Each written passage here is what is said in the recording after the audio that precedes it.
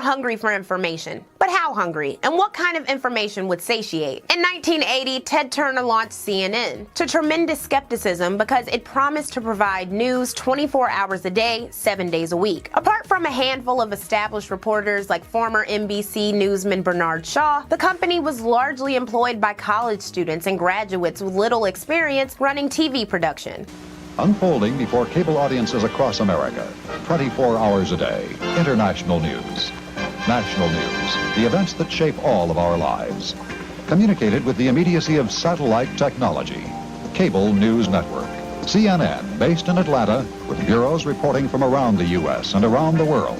With nationally known news professionals presenting the news that counts. The world's only 24-hour live television news network, Cable News Network. When CNN launched on June 1st, 1980, it had just 1.7 million subscribers, but two of the biggest advertisers, Procter & Gamble and General Foods. It took a while for the channel to find its footing. Weekday mornings, CNN brings you special features from a variety of knowledgeable personalities. Up, back and hold, abdomen tight, release, tight. Sure. The cooling system is cooled down before you remove the radiator cap. A flower pattern for a fur coat. Brilliant sequence for all-out nighttime glamour.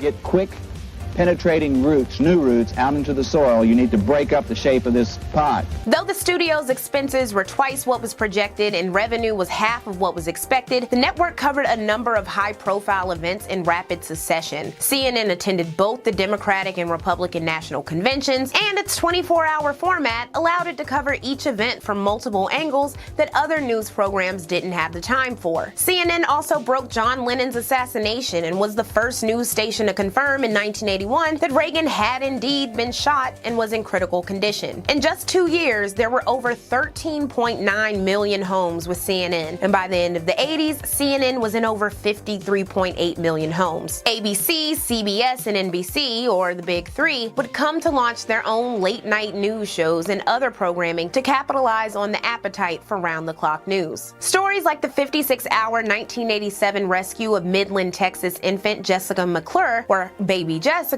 from a 22-foot well were covered from every angle imaginable, uniting Americans and making new mini-celebrities. Said Reagan of Baby Jessica, "Everybody in America became godmothers and godfathers of Jessica while this was going on." Horrible. Horrible. My Reagan accent is horrible, but that's why you're subscribed to me, isn't it? During the last few minutes of her rescue saga, a whopping 3.1 million Americans were tuned into CNN and millions more to other channels. There's clapping.